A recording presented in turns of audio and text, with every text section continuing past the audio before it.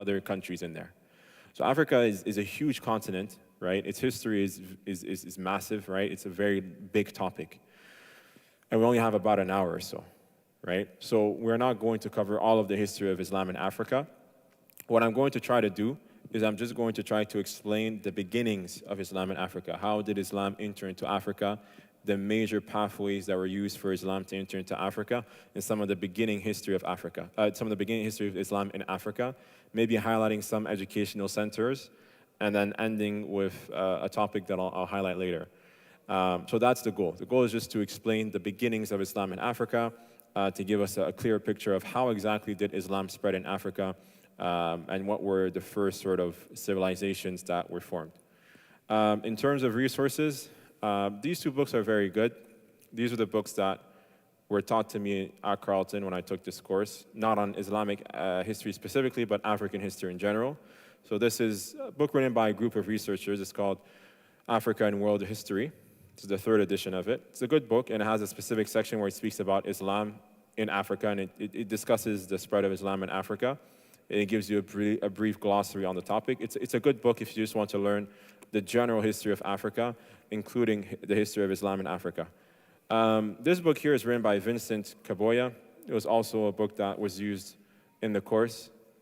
This is a great book if you want to understand modern African history, specifically colonization. So the author does a great job of explaining colonization and how it happened, and then likewise how independence happened and the process of the transfer of power in Africa. He even explains the different forms of colonization that happened, so how the English were different than the French, and the Portuguese were different than the French, and the Belgians were different than all of them, and how they all had their own sort of style. It's a good book if you want to learn about modern African history, if you will, okay? Then the last resource that I really used was this book here by Luqman Nagy. This is a really good general introduction to Islamic history. This is probably the best book I've been able to find on Islamic history in terms of a general overview of the topic. It's written by Luqman Nagy, who was born in Vancouver, Canada, but he teaches now in King Fahd University in Saudi. He has like a PhD from University of Ankara and so on and so forth. He studied history like professionally. He's a historian, and he teaches history at a university level. But this is a very nice book. He gives you a general overview of the dynasties throughout Islamic history. So he covers the 4 Khulafa Rashidun, then he covers all the different dynasties that came about, the Umayyad, the Abbasid, the Mamluks, Al-Murabitun, and Muwahhidun. We're going to talk a bit about them. The Ayyubids, which we're also going to talk a bit about them. The only unfortunate thing with this book is that he doesn't touch on sub-Saharan Africa. So he doesn't speak about the dynasties and the kingdoms that were in sub-Saharan Africa. He only talks about North Africa, so Egypt and North Africa, the Maghreb, if you will. And he doesn't speak about Islamic history past India. So it doesn't go into like Malaysia, Indonesia, and those regions, unfortunately. And he mentions that himself at the beginning of the book, that this is not a book that covers those topics. But anything outside of sub-Saharan Africa and Malaysia, Indonesia, if you want to have a general overview of Islamic history, this is a very good book. The English is very good. The author is specialized in the field. He gives you a nice, brief, and fairly extensive introduction to all these different dynasties that were around throughout Islamic history, if you will. So going to the topic itself, the spread of Islam in Africa, broadly speaking, we can say that Islam spread in East Africa, North Africa, and then West Africa, starting with East Africa, right? So obviously the presence of Islam in Africa dates back to the time of the Sahabas and the time of the Prophet ﷺ himself. We know that the first immigration was to Abyssinia. Abyssinia at that time was present-day Ethiopia, Somalia, Eritrea. All those countries, more or less, were referred to in that time as Abyssinia, Habasha, okay? So the Sahabas, as we know, they obviously migrated there twice, right?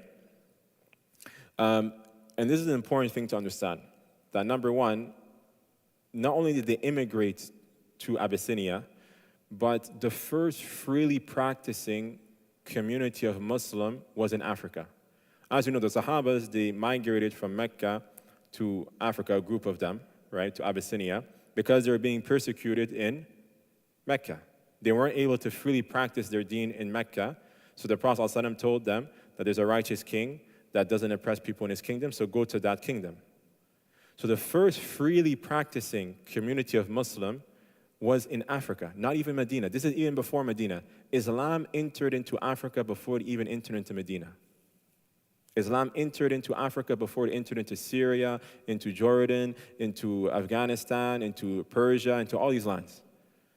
So Africa entered into Islam during the time of the Prophet ﷺ. This is a very important thing I think we should reflect upon, that the history of Islam in Africa dates back to the time of the Prophet ﷺ himself, right?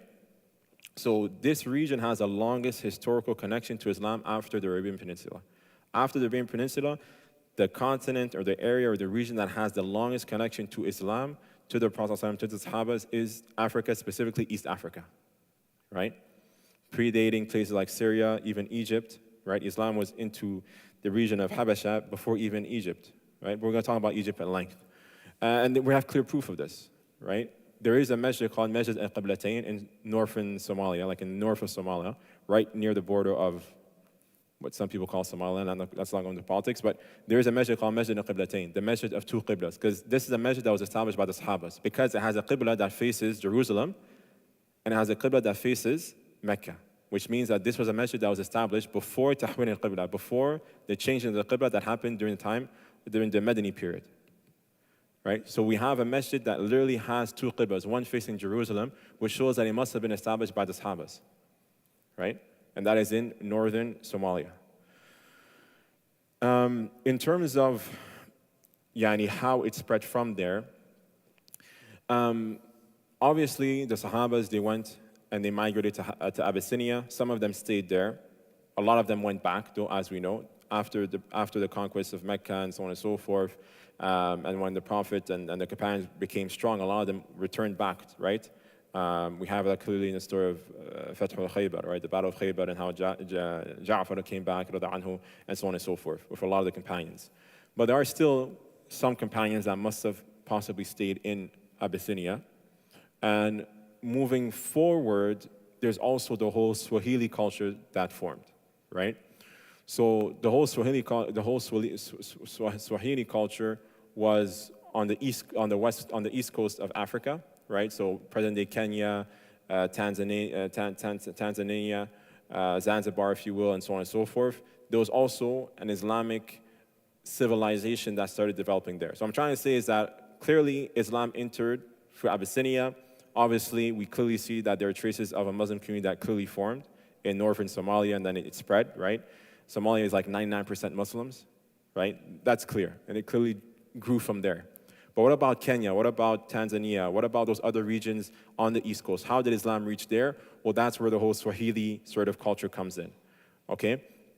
And most researchers, and this is mentioned here, what they mention is that link between sort of the eastern coast, Kenya, Tanzania, and all those things, the way Islam spread there was through commerce, right? So obviously you had Arabs from Yemen and from Oman that would go and do trade. So they go across the Indian Ocean and they would go to what's presently called Zanzibar or Tanzania and Kenya, and they would do trade. They would do trade with the local population there of black people, if you will, okay? And there are like people that have digged up and done research on the actual foundation of certain cities and so on and so on. So we're certain towns in East Africa, like the town of Shenga. They say that it seems as if there was presence of Muslims in Eastern Africa, in the area of Kenya and so on and so forth, as early as the 8th century. So as early as the 8th century, so that's about 150 years after the Prophet ﷺ passed away, there are clearly traces of mosques and Muslim burials that were there, okay? And this is important to understand. The reason why it's important to understand is because later on, the colonizers that came, like the Portuguese and so on and so forth, when they saw the Swahili culture, and they saw how advanced Zanzibar and those types of sultanates were, they thought that, okay, these regions, it's not actually Africans that built them, it's the Arabs that did. Like the Arabs came and they colonized these people before we even came, and that's why they're so advanced and they have stone buildings and they have all this money, because it was a very rich sultanate across that region, right? But present-day researchers are saying, no, that's not the case. that Islam wasn't spread by the sword across the east coast of Africa. So in Kenya and so on, Tanzania, it wasn't spread by colonization, the Arabs coming and forcing Islam down their throats. But rather it happened through a natural sort of process. And that was the same case with East Africa, as we're going to see. Okay? So it seems as if the local population just adopted the religion of their trading partners. So they saw the Arabs, right? They saw how they behaved, they saw how the Muslims behave, and naturally they're sort of wanting to embrace this religion. Same thing happened, as a lot of us know, I'm sure, but with Malaysia, right? That no Muslim soldier ever set foot on Malaysia. Right? Malaysia became Muslim solely through just Islamic trade, and likewise certain missionaries, or if you want to call them like da'is, that came there. Right? When you think about it, the largest population of Muslims are in Indonesia, which is crazy when you think about it. That one of the regions of the world with the largest population of Muslims was solely done through commerce and just the work of da'is. There was no weapons, there was no war that was ever used, contrary to other people, if I'll go into details. So there was a lot of sultanates, there was a lot of empires that were built around the East Coast. There was the Kilwa Sultanate, which was a prominent Swahili Muslim state that dominated the Indian Ocean trade. So in general sense, that region, Zanzibar, Tanzania, Kenya, was very rich because they used to trade with India, they used to trade with Yemen, they used to trade with Oman, they used to trade with even Indonesia. There was trading that was happening there. So obviously it was a trade hub. So they had a lot of money. Of course, there's a lot of different sultanates and empires, if you will, that were formed in present-day Somalia, if you will. So there was the Adal Sultanate, there was the Ajuran Sultanate, there was others. As far as the Swahili, like you hear Swahili, what exactly is that? Just to clarify that. Swahili comes from the word Sahel, right? Sahel means like the border of something, the edge of something, right? For those who know Arabic. So literally it refers to the coast. So Sahel means the coast. So the Swahili people are the people that lived on the coast, right? The Swahili language is actually the language that's the most spoken in Africa. It has about 200 million speakers, okay? It's like a lingua franca. And what the Swahili language is a mixture of the Bantu languages, so the native African languages of East Africa, so present-day Kenya and so on and so forth, mixed with Arabic. So they say about 30 or 40% of the vocabulary of Swahili is taken from Arabic. Okay, so it's what's called a Creole for those who study linguistics. So that, very briefly speaking, is how Africa was spread, or how not necessarily spread, but how Africa entered into the east of how Islam entered into the east of Africa. The Sahabas, right, and then the trade that happened between the coastal cities and what's present-day Yemen and Oman and so on and so forth. And then large empires, and not large, but large sultanates and large trade hubs were formed. And then the Swahili culture and the Swahili language was formed by a mixture of African languages with the Arabic traders that would come. Because the Arabic traders that would come, they would have to stay there for long periods of time because they couldn't just get back on their ships and leave because of the seasonal changes of the monsoons. The Indian Ocean, sometimes it can get very rough to travel. So when they would go to the eastern coast of Africa, they would have to stay there for months and for a long period of time. So naturally, they would start mingling with the local people there, and then Islam sort of spread like that. The next entry point is, of course, North Africa, specifically Egypt. So for Egypt, Egypt was conquered by the Muslims. So armies did go there and so on and so forth. And it started very early, right? So the Islamic conquest of Egypt occurred from 639 till 642. 639 till 642. Now, that being the case, Egypt at that time went through a lot of different changes, right? You had the Pharaoh and so on and so forth. That entire period of the pharaohs and all that stuff, that went away, right? Then after that, without going into too much details, sooner or later Alexander came, right? Alexander of Macedonia, what the Western world calls Alexander the Great. We don't call him Alexander the Great, he was a Kafir. You can call him Alexander of Macedonia because he was Macedonian. But he came, that's why you have Alexandria, right? Iskandaria. And he founded Iskandaria, and that's when a lot of the language in Egypt at that time was actually Greek, to give you an idea. Right? Like during the time of Alexander of Macedonia and the people that he left there, because Alexander of Macedonia, when he died, his empire was split into two. Right? We don't have enough time to go into details, but his empire was split into two. One part of the empire was sort of centered around Egypt in that area. Okay, but these were Greek speakers, these are Greeks, right? So a lot of the culture and a lot of the language there was Greek anyways. So that was going on. Then after that, that sort of ended, and then the Romans came, or the Byzantine Empire came. In the Byzantine Empire, they were Orthodox Christians. While, as we know, the Egyptian population, the native Egyptian population that are Christians are Coptic Christians. They're Coptic Christians. So then there was sort of, there was oppression that happened. So the Byzantine Empire, they used to oppress the Coptic Christians that used to live in Egypt. So the Coptic Christians are the natives of Egypt. They didn't like the Byzantine Empire. They didn't like these other Christians, these Orthodox Christians that used to oppress them and used to abuse them. So there are many narrations, if you read books of history, there are many narrations that clearly show that the Coptic Christians actually were happy that the Muslims came. And even some scholars say that the Coptic Christians helped the Muslims conquer Egypt because they didn't like the Byzantine Empire that were sort of there and they were oppressing them and so on and so forth. So the new Muslim government was a lot more lenient, because Islam is very easy, it was a lot more lenient to the native Coptic Christians that were in Egypt. And the native Coptic Christians that lived in Egypt remained the majority until the 11th century. Until the 11th century, most of the population of Egypt were Coptic Christians. So Islam spread naturally. It wasn't forced on them. That's why there's still a population of Coptic Christians in Egypt. Okay? So that's how Islam went and was introduced in Egypt. After that, there's a lot of other things that happened. Obviously, the Fatimid Empire, or the Fatimid Sultanate or dynasty came about. The Fatimid were Shia. Okay? Without going into too much details, the Shias, obviously, they started in Baghdad, in that area, right? But when they lost and their whole plot didn't work, a lot of them fled to Northern Africa, right?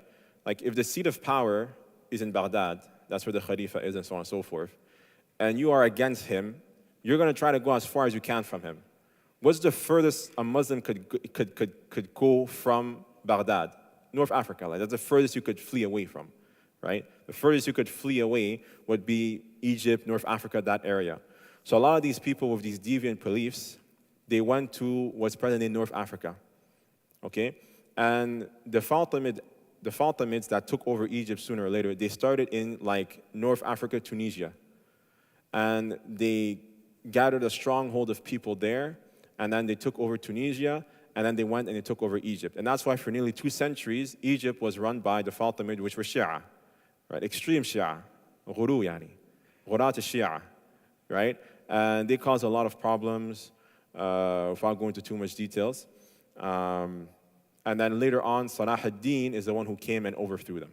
Salah ad-Din is the one who came and overthrew the Shia Fatimid that were living or that were in control of Egypt, and that happened in around 1171. But that being the case, the Fatimid did do some good things, like Azhar is founded by the Fatimid, and Azhar is founded by the Fatimid, and other things. But obviously their aqidah was, yani. So Salah ad-Din not only did, like a lot of times you remember Salah ad-Din as being the one who conquered Jerusalem and fought against the Crusades, but he also liberated Egypt from the Fatimid, because the majority of the Muslim population in Masr were Sunni, but the ruling party were Fatimid, were Shia, right? But Salah ad-Din, when he came and he overthrew the Shias, he was able to establish his own dynasty, which was the Ayyubid dynasty, right? Which lasted not for too long. So Salah ad-Din, his seat of power was in Egypt, right? And from Egypt, he freed Jerusalem, and he fought against the Crusades and so on and so forth. And then when Salah ad-Din died, rahmatullahi alayh, he tried to start a dynasty. So his sons took power. But then what happened was, we have something called the Mamluks, right? So, without going into too much details, there was a practice. This was a practice that wasn't only done by Salah ad-Din, by the way. This was practiced even by the Abbasinid dynasty, even before Salah ad-Din.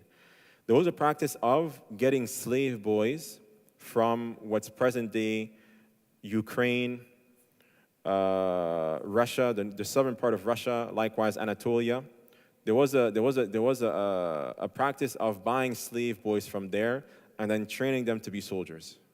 Okay? So slavery is something that always, slavery is a long topic, but slavery has been happening for the majority of humanity, right? Chattel slavery, the way that the Americans did it, that's an extreme form of slavery that is not known to Islam. So when you think of slavery, don't think about, the plantations and the Africans. That's different, yani. The transatlantic slave trade was an extreme form of slavery, right? Which only those people carried out. The Muslims didn't practice slavery like that. That's another topic. But they would buy these slave boys. A lot of them would be sold by their parents, They wouldn't steal them. They'd be sold by their parents because they knew they would get a better life. Either they could live in these little huts and so on and so forth in Anatolia and these regions where they'd most likely die, right, from the varying warring tribes and stuff like that, or they could be sold to these Muslim people who would go, they'd give them the best education possible, they'd train them to be soldiers, and they'd be elite force. So a lot of them would be sold, and they'd be trained to become elite soldiers, right? So Salah ad-Din, he would buy these young boys, he'd bring them to these schools, and they would be trained, they'd be taught Islam, they'd become Muslims, and then they'd be trained to become these sort of elite soldiers, called the Mamluks, okay? What happened after Salah ad-Din died is that the Mamluks were there, well, he's dead, we're pretty strong, we might as well take the power. So the Mamluks, they said, well, you know what, we're going to take the power. So these men that were from Turkish origins, these were like, they look white. They were taken from Anatolia, Ukraine. These were blue-eyes, white-looking people, right? Who were brought to Egypt to be trained to become soldiers, to fight for Salah ad-Din, to fight for the Muslims, and so on and so forth. These guys literally took over Egypt, right? So Egypt was being run by people with Turkish descent who spoke Arabic and everything like that. A lot of them still stayed with their original languages, but obviously they were Arabanized, right? They spoke Arabic and so on and so forth, and they dressed like Arabs, but they look fully white, right? And the Mamluks, they're famous for really two things. Fighting off the Crusaders, Baybars, for those who know Baybars, he was very famous Mujahid, right? And then likewise, he was the ruler of the Mamluks for a long period of time. And then likewise, fighting off the Mongols, right? Genghis Khan and so on and so forth. They were the ones, the Mamluks are the one who defeated them and prevented them from also invading Egypt. So the Mongols, they came from, what was the country? Mongolia. They came from Mongolia, and they came down and they invaded the Muslim Middle East. They destroyed Baghdad, right? The destruction of Baghdad is very well documented. They killed everybody. It's horrible. The Mongolians were very good at war, but they were horrible in terms of their treatment. And they had their reasons for that. It's a long discussion of how the Mongolians sort of, the forces of Genghis Khan, how they used to, their warfare tactics. In a general sense, one of the reasons why Genghis Khan and these types of people were so strong was because they were very good horse archers. They were very, very good horse archers. And at that time, that wasn't really known, at least not at that level. Like one Mongolian soldier would have 3 horses. And when one of them would get tired, he'd just use his other horse, and they would just keep going. So they would continuously go, and they'd be able to travel long distances like that. Because they'd be using one of their horses. When that horse gets tired, they'd jump on the other horse, they'd keep going. So they'd be able to traverse long distances very quickly in a way that used to struck people. Like, how were these guys able to move that fast? Because they had very, very strict disciplinary way of functioning. Likewise, they were used to hunting. In Mongolia, there were nomads that used to hunt. So they just used their hunting tactics, but in warfare. They were very rough people. Naturally, they were from the steppes or from mountain regions, right? And their warfare tactics were quite well. They used to attack the enemy, then they would retreat, then they would ambush the enemy. This is how they would do warfare. So anyways, the Genghis Khan, his forces were very good at warfare, but they were horrible. The way that they would conquer a city is that they would come to a city and they'd say, either you guys open the gates and we come in and we don't kill anybody, or if you try to stop us, when we conquer you, we're going to kill everybody. So any city that would refuse to submit and surrender, when they entered it, they would kill everybody. The only people that they would leave alive would be people that were of worth. So like artisans, engineers, scholars, they would leave them alive. But everybody else, they would kill. So anyways, the Mamluks, they stopped them, alhamdulillah. So that's what they're famously known for. So anyways, we're off topic here. So this is how Islam sort of developed in Egypt. Started off with the Sahabas themselves liberating Egypt from the Byzantine Empire with the help of the Coptic Christians, according to some researchers. After that, yes, there was a period where the Shi'as, they took over Egypt for 2 centuries, but then, alhamdulillah, Salah ad-Din and Ayyub, he came and he drove them out of power. He was in power, his dynasty, or his children and so on, were in power for some time. I think it was about a century or so. And then the Mamluks, who were trained soldiers that they themselves trained, took over. The Mamluks, they reigned for a long period of time. They reigned from like the 13th century to the 16th century. Egypt was run by the Mamluks, by these people from Turkish origin, right? Then after that, yani, the French came, then the Ottomans came, and then independence came, and a lot of things happened after that. That's sort of beyond the scope. What about North Africa? What about Tunisia? What about Algeria? What about Morocco and these types of regions? For these types of regions, obviously the native people there were the Amazigh, right? Or what some people call the Berbers. Right? Now, Berber is not a very good term to use. It comes from the word barbar, like barbarians. The Greeks used to call them that because like they're barbarians, Berber, barbarians. So a better term is the Amazigh, which means free people, okay? Now, the Amazigh people are a lot of different tribes. They're not just one type of people. There are a lot of different tribes that used to inhabit that area, the Touraghe and all those types. You know, I'm sure there may be some people here that are Amazigh or from that background. Now, that being the case, some Berbers, and most of them were pagans. Some of them, though, were Jewish. There were some Jewish Berbers, even before the Muslims came. And there were also some Christian Berbers, even before the Muslims came. But naturally, the Muslims, they expanded the borders. They started in Egypt, and then they slowly extended the borders. And they came across these Berber people, or these Amazigh people, I should say. And a lot of them converted to Islam naturally. Just naturally, they would intermarry, they would enter into Islam. That being the case, though, the Amazigh people were an Arab, right? An Arab, in Arab, the Bedouins naturally were people that didn't know much, even during the time of the Prophet ﷺ, right? So they didn't really know much about Islam for a long period of time, okay? Until Al-Murabitun came.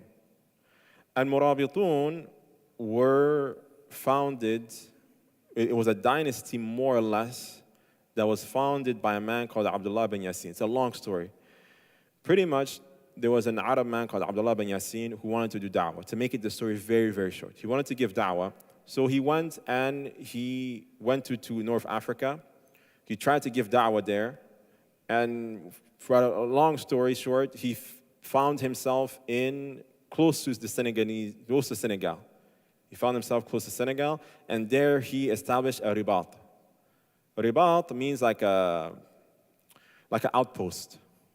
So he founded an outpost, and from that outpost, he gave da'wah to these Amazigh people. He was a scholar, and he gave da'wah to these Amazigh people, calling them to Tawheed, to the correct practice of Islam, and so on and so forth. And naturally, he sort of created this type of militant group, okay, that with the passage of time started being called Al-Murabitun, those who do ribat, those that are in these outposts. And he would teach them, and they'd do military drills and stuff like that. And from there, these Murabitun, they ended up conquering most of Northern Africa. When I mean Northern Africa, I mean like Morocco, Algeria, that region, And then they're the ones that actually went and conquered Spain, these people. So Al-Murabitun were an Amazigh dynasty. They were an Amazigh, sultanate, if you will. Okay? Yes, was it founded maybe by people from Arabic descent? Yes, but the governing party, everybody was mostly Amazigh people. Just to clarify that. Okay? And they are the ones that conquered Spain and Portugal and all those places. Now, with the passage of time, they became Arabanized, even became Europeanized when they conquered Spain. A lot of them became Europeanized also. And then, to make a long story short, another similar dynasty happened called Al-Muwahhidun.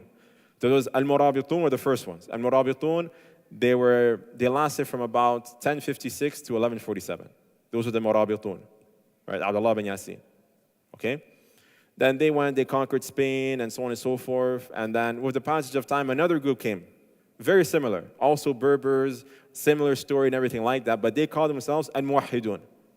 And Al-Muwahhidun, they did a similar thing pretty much. They started small, and then they slowly expanded, and they just conquered Yani. But they lasted from 1130 till 1269.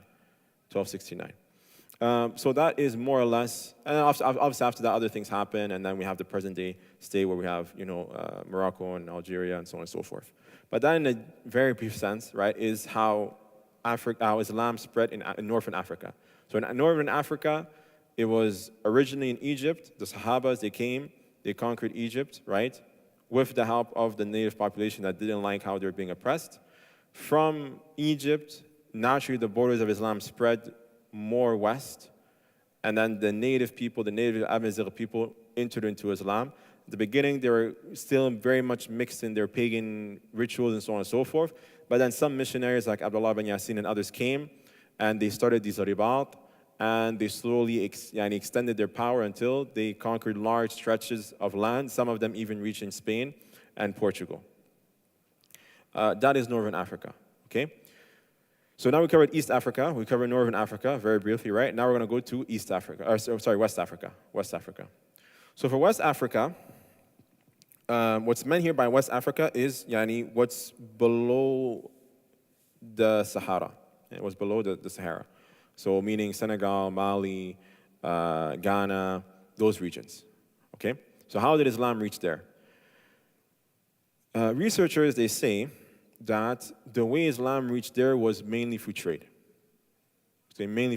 So Muslims, obviously, the Arabs, they were used to the desert. They knew how to ride camels. They knew how to cross desert. So when they saw the Sahara, it wasn't like, oh, I've never seen this before. They were used to it. So they started the trans-Saharan trade,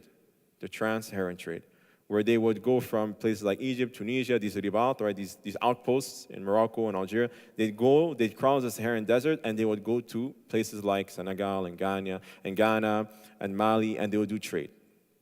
Now, someone might ask, why would they go there? The reason why they would go there is because that was where all the gold was, right? Ancient Ghana was known for its gold, to the point that an 8th century geographer, Al-Farazi, he mentions that ancient Ghana is known for its gold.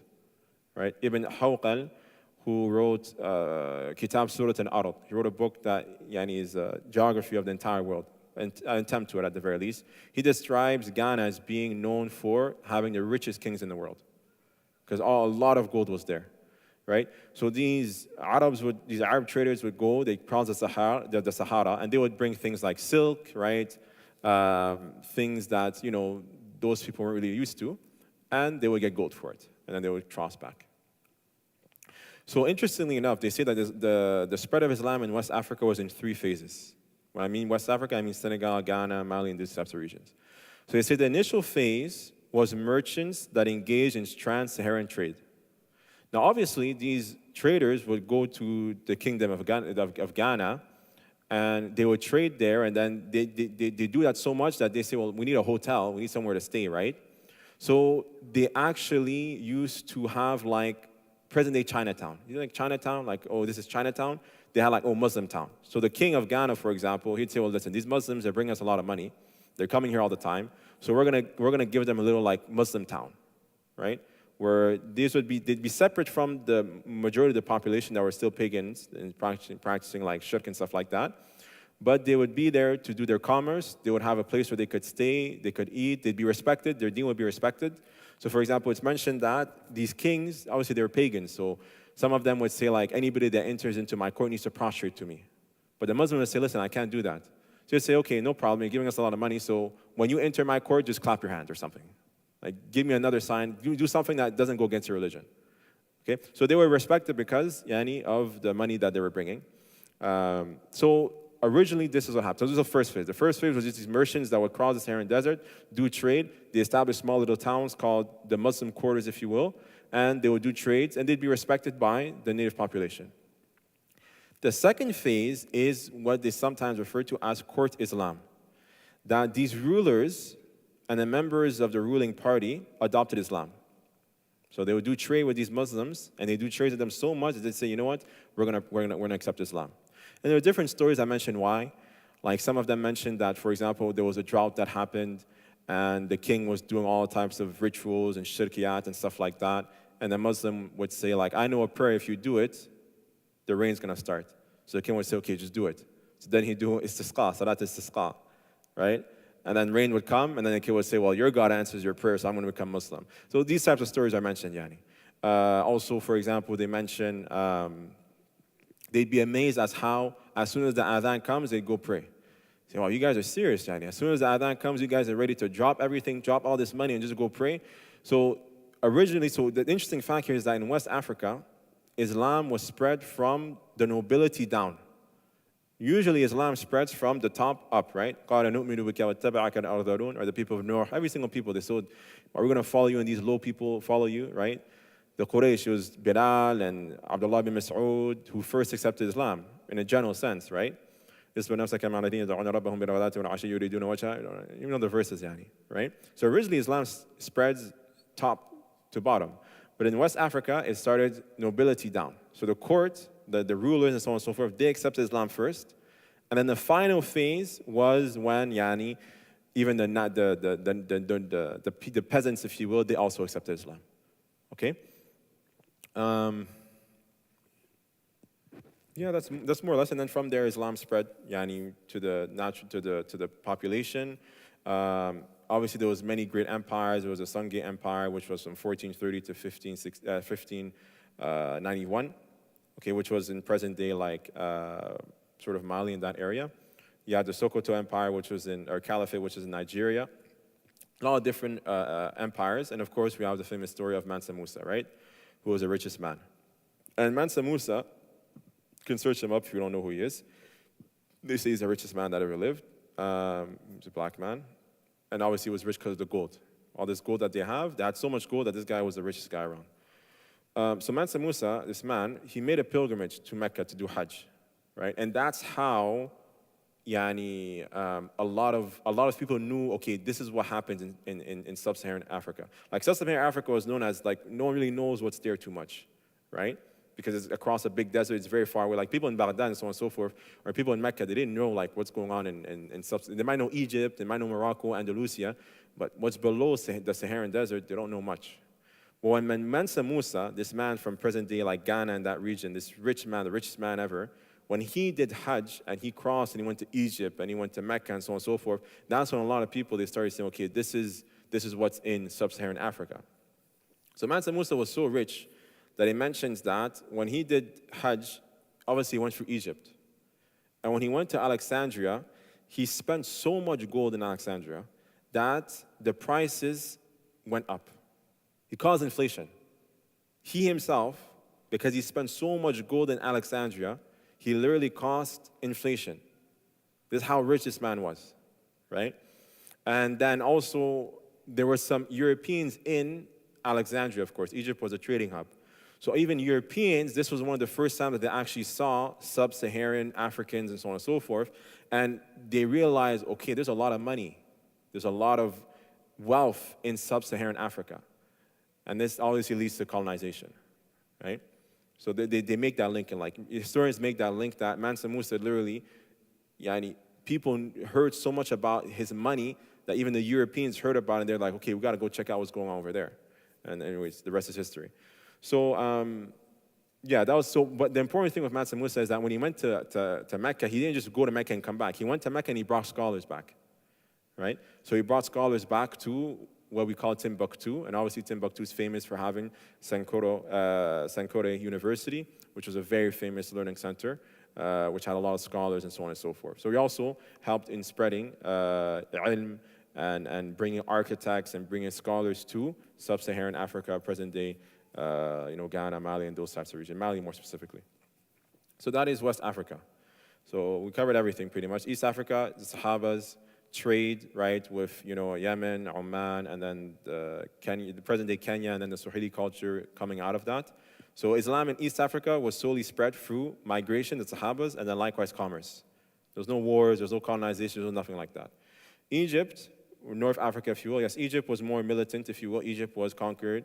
And then likewise, there was the spread of Islam, right? And then the Amazigh people entered into Islam. And there's no doubt conquests that happened and so on and so fighting that happened, no doubt about it.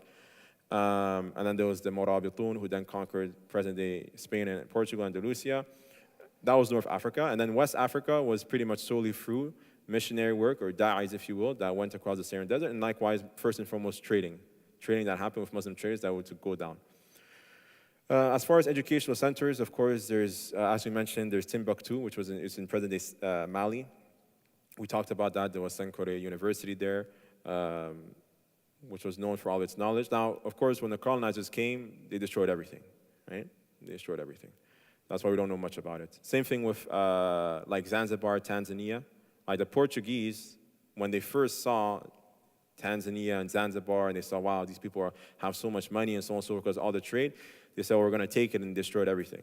So like there was big cities and so on and so forth, big trading posts in present day like Tanzania, Zanzibar, right? That the Portuguese had destroyed because they wanted to colonize it. There was a Qarawiyyin, right? Qarawiyun, which was a very famous university in present day. It's still there, actually. It's still there in Fez. It's one of the oldest universities in the world. It was established in 859, right? In 859. And it was established by a woman, by the way. Your sisters, you can go search up who started at the University of Qarawiyyin in Fez, Morocco. It was a woman. And it's still there. You can still go study there. There's also Azhar. Azhar, how many people still go to Egypt to study? Azhar has always been known to be a place of knowledge. You have Imam Suyuti, you have Ibn Hajar al-Asqalani, Imam Shafi'i, al-Layth. How many imams came from Egypt? It's تستغرب Qarawiyun also, right? In Tunisia, you have, for example, Ibn Ashur who came from there in Tunisia. Many other scholars. So this is more or less a brief overview of the spread of Islam in Africa.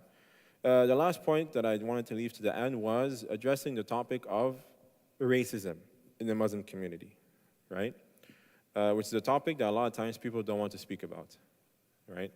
When people say, oh, racism, say, no, Islam, there's no racism, Bilal, he was black, but we know there's racism, right? We know very well there's racism, especially if you're black, if you're people of color, you know there's racism. Specifically the reason why I'm saying this, because as I mentioned, I work for a lot of youth and so on and so forth.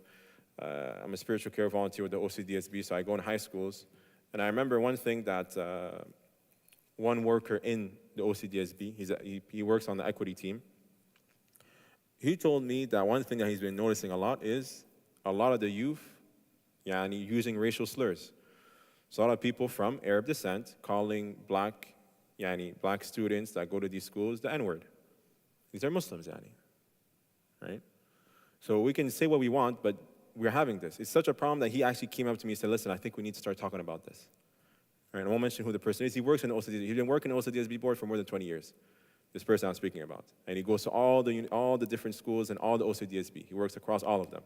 He came out to me and said, listen, one of the main things I deal with is racism, and it's Muslims between Muslims. A lot of times, specifically against blacks.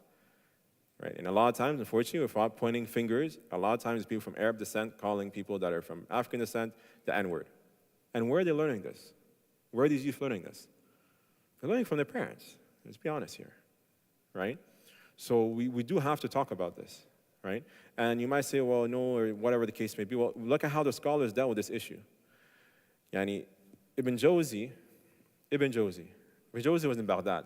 He's an Arab. Ibn Jawzi had nothing to do with being black or Africanism or whatever you want to call it. Ibn Jawzi was from Baghdad. If people don't know him, Ibn Jawzi is one of the greatest scholars of Islam.